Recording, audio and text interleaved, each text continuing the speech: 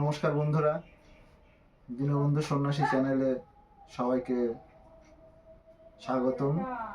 তো অনেকদিন পরে অনেকদিন ভিডিও দিইনি, তো সেদিন একটা ভিডিও দিয়েছিলাম। তো আজকে এসেছি নতুন আর একটা ভিডিও নিয়ে। সেটি হলো মানুষের জামা কাপড় কেটে মানুষ কি ক্ষতি করে, কি কি করে।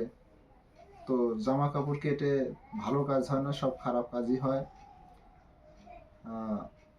যখন দেখবেন যে কোনো জামা কাপড়ে সিঁদুর লাগানো, কি শ্মশানের ছাই লাগানো, কি কোথাও কেটে সেই জামাটা কি সেই শাড়িটা কোথাও কেটে নিয়েছে, তো তখন ওই জামা হোক, কাপড় হোক, শাড়ি হোক, যাই হোক, সেটাকে ত্যাগ করাই সব থেকে বুদ্ধিমানের কাম।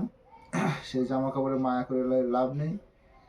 জামা কেটে সাধারণত ছাগলের খুঁটির সঙ্গে গেথে বিচ্ছেদ করা হয়। স্বামী স্ত্রী হতে পারে, প্রেমিক প্রেমিকা হতে পারে। জামা কাপড় কেটে কবরস্থানে গেড়ে দেওয়া হয়। এতে স্বামী স্ত্রীর মনোমালিন্য সৃষ্টি করা, কাউকে যেন দেখতে না পারা, এগুলো কাজে ব্যবহার করা হয়। জামা কাপড় কেটে তার সঙ্গে রক্ত মেখে নাম লিখে মন্ত্র কি সিদ্ধি করে কোথাও কবরস্থানে কিংবা শ্মশানে কোথাও গেড়ে রাখলে ভূত প্রেতের প্রতি দৃষ্টি আকৃষ্ট হয়, ব্যবসা বাণিজ্য আয় উন্নতি কমে যায়। বিভিন্ন কাজে জামা কাপড় কেটে ব্যবহার করা হয়।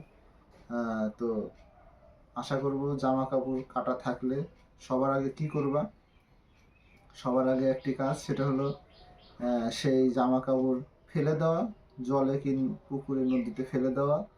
আর সব থেকে বুদ্ধিমানের কাম, সেই জামা কাপড়ে আগুন ধরিয়ে, কেরোসিন তেল দিয়ে আগুন ধরিয়ে পুড়িয়ে দেওয়া। এতে কোনো দোষ থাকবে না। আর শত্রু যদি কোনো কিছু করতেও চায়, তাহলে সে কাজ কার্যকারী হবে না। এই ছিল আজকের ভিডিও।